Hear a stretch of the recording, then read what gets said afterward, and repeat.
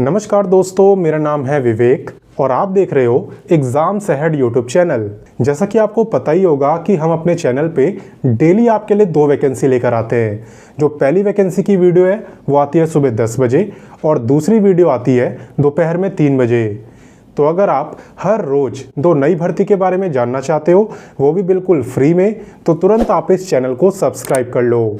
बाकी बात करें आज की वैकेंसी की, तो आपको काफ़ी ज़्यादा पसंद आने वाली है, खासकर उन बच्चों को जिन्हें एग्ज़ाम देने से डर लगता है। जी हाँ, अगर आपका एग्ज़ाम क्वालिफाई नहीं हो पा रहा तो यहाँ पे आप पे मौका है बिना एग्ज़ाम दिए नौकरी लेने का। और ऐसा नहीं है कि जब एग्ज़ाम नहीं देना तो सैलरी कम हो, सैलरी भी बहुत अच्छी है। 40 से 45 हज़ार रुपये पर मंथ आपकी सैलरी है। और सिर्फ एग्ज़ाम ही नहीं बल्कि अप्लाई भी आप इसमें फ्री में कर सकते हो। तो इस वैकेंसी की A to Z कंप्लीट जानकारी मैं आपको दूंगा, साथ ही साथ अप्लाई करना भी सिखाऊंगा। लेकिन आप मुझसे वादा करिए कि आप वीडियो को पूरा देखेंगे ताकि आपके मन में कोई डाउट ना रहे। तो चलिए फिर शुरू करते हैं। सबसे पहले तो मैं बताता हूं कि ये वैकेंसी निकाली किसने है। तो दोस्तों, ये वैकेंसी निकाली है डिस्ट्रिक्ट एंड सेशन जज ने। आपको पता ही होगा कि इसे नॉर्मल लैंग्वेज में हम डिस्ट्रिक्ट कोर्ट भी कहते हैं, है ना। तो बात करें यहाँ पे इम्पॉर्टेंट डेट्स की, तो इसके जो आवेदन है वो ऑलरेडी स्टार्ट हो चुके हैं और अब ज़्यादा टाइम नहीं बचा है। फॉर्म अप्लाई करने की लास्ट डेट है 25 मार्च। अच्छी बात यह कि अप्लाई करने की कोई फ़ीस नहीं है, आप देख सकते हो, नो फीस। और उससे भी अच्छी बात कि आपको कोई एग्ज़ाम भी नहीं देना है। तो बिना एग्ज़ाम और बिना फीस दिए यहाँ पे डिस्ट्रिक्ट कोर्ट में आपका सिलेक्शन होने वाला है। तो इतना अगर आपको समझ आ गया है तो चलिए आगे बढ़ते हैं। अब बात करते हैं दोस्तों क्वालिफ़िकेशन की। तो इसे आप काफ़ी ध्यान से देखना ताकि कोई कन्फ्यूज़न ना हो। तो देखिए, यहाँ पे दोस्तों कोई भी ग्रेजुएट क्लर्क की पोस्ट के लिए अप्लाई कर सकता है, ठीक है। आपने चाहे BA करा हो, BCom कराओ, BSc कराओ, BTech कराओ, कुछ भी कराओ, ग्रेजुएट हैं अगर आप, तो आप क्लर्क बन सकते हैं। लेकिन हाँ, यहाँ पे एक कंडीशन भी रखी गई है और वो कंडीशन ये है कि आपको इस स्टेट की लोकल लैंग्वेज की नॉलेज होनी चाहिए। और सिर्फ नॉलेज ही नहीं होनी चाहिए, आपने 10वीं क्लास में उसे एज अ सब्जेक्ट पढ़ा भी होना चाहिए, ठीक है।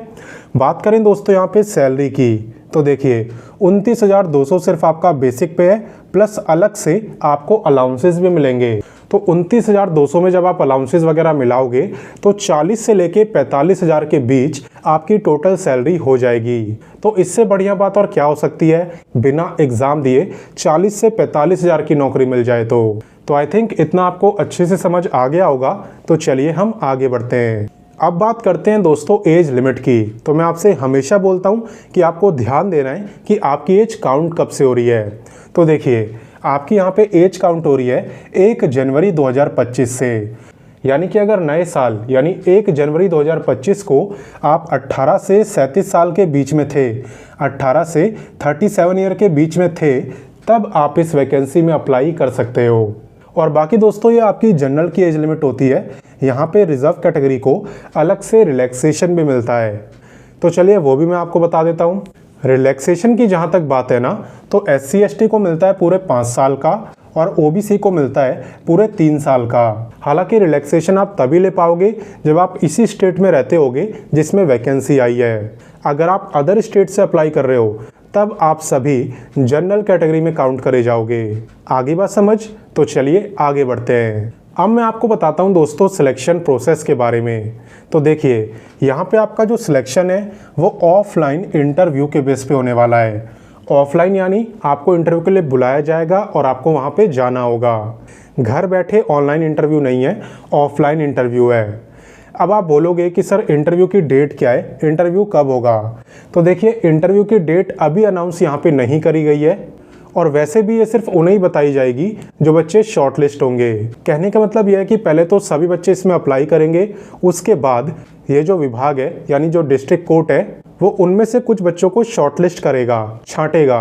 किसके लिए? इंटरव्यू के लिए। तो अगर आप यहाँ पे इंटरव्यू के लिए शॉर्टलिस्ट होते हो तो ये आपको सामने से इन्फॉर्म करेंगे कि इस दिन इतने बजे आपका इंटरव्यू है और आपको आना है। तो इंटरव्यू की डेट आपको बाद में बताई जाएगी। बाकी अप्लाई कैसे करना है वो मैं आपको अभी बता देता हूँ। तो देखिए दोस्तों, यहाँ पे नोटिफिकेशन PDF के अंदर ही आपको एप्लीकेशन फॉर्म दिया हुआ है। अब बात करें कि नोटिफिकेशन PDF कहाँ से मिलेगी, तो हमेशा की तरह वीडियो के डिस्क्रिप्शन में मैंने आपको नोटिफिकेशन का लिंक दे दिया है। आप वहां से उसे डाउनलोड करना और सबसे लास्ट पेज में जाना, वही आपका एप्लीकेशन फॉर्म है। ठीक है, तो उसी का आपको प्रिंट आउट निकालना है और उस फॉर्म को अच्छे से भर लेना है। चलिए एक बार मैं आपको दिखा भी देता हूँ ताकि कोई कन्फ्यूज़न ना हो। तो दोस्तों, वीडियो के डिस्क्रिप्शन में मैंने आपको नोटिफिकेशन का लिंक दे दिया है। उस पर क्लिक करके आप नोटिफिकेशन डाउनलोड करना। टोटल 4 पन्नों का आपका नोटिफिकेशन है और जो सबसे लास्ट पेज है, यानी जो 4th पेज है, वही है आपका एप्लीकेशन फॉर्म जो अभी आपको स्क्रीन पर दिख रहा है। तो यहाँ पे आपको अपनी पासपोर्ट साइज़ की फ़ोटो चिपका देनी है और बाकी जो भी डिटेल्स आपसे मांगी गई है ये सब आपको फिल कर देना है विदाउट एनी मिस्टेक। तो बहुत बेसिक सी जानकारी है, आप आराम से भर सकते हो। और बाकी कुछ ना समझ आए तो कमेंट करके पूछ लेना, गलत मत भरना।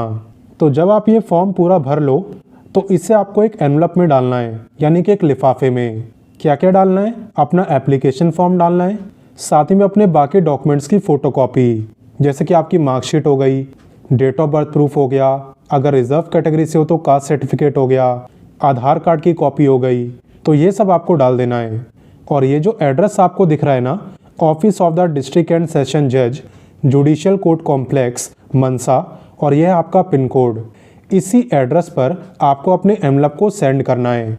और दोस्तों, आपका जो एनवलप है ना, वो 25 मार्च शाम 5 बजे तक इस एड्रेस पे पहुंच जाना चाहिए।